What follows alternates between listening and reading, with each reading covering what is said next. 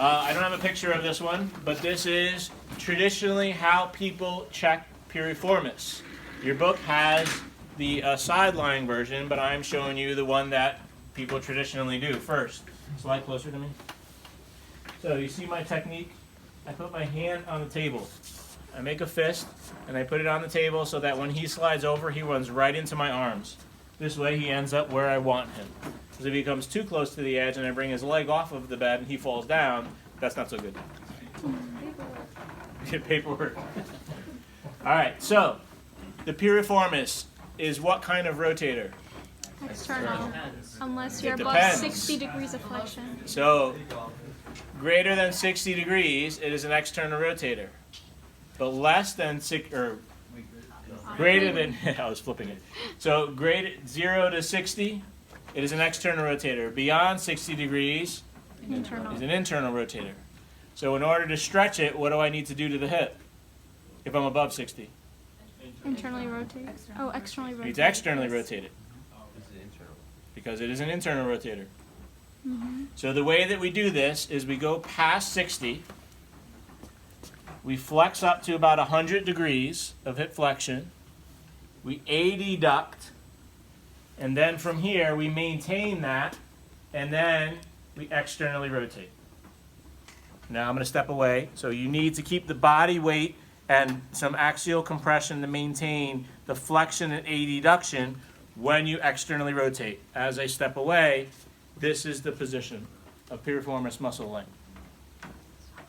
This is how many people do it incorrectly.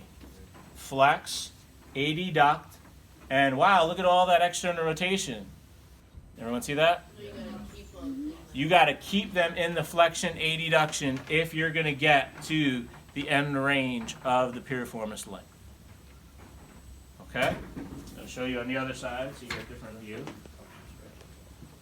Fists, table, slide closer to me. He runs into my hand. Right? The more you reassure them that you're right there, my thighs are against the table, my hands are right here, he feels more secure. He doesn't feel like he's fallen.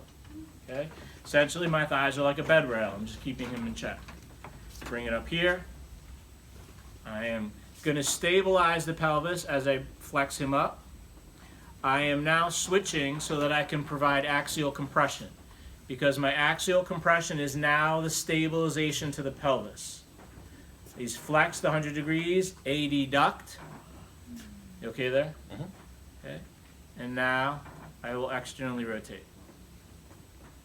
So a fair amount more motion on this side than the other. Okay? And you can actually measure the rotation to compare left to right. You put a compression to stabilize his pelvis, you said? Yeah, because if I just push into flexion adduction, he could roll. Right? And what's so important about the fader test, opposite rotation, but just to make the point, we stabilize the pelvis. So here, I need my hand to be able to rotate him. So I want to let go of the pelvis, and I'm going to use my body weight and axial compression. Between the axial compression and the table, the pelvis is now stabilized. I keep him in his flexion and adduction, and now I externally rotate. Whoop, lost it a little bit there. And then I can see what the range of motion is, and then I can even stretch here. Okay? All right, so try it.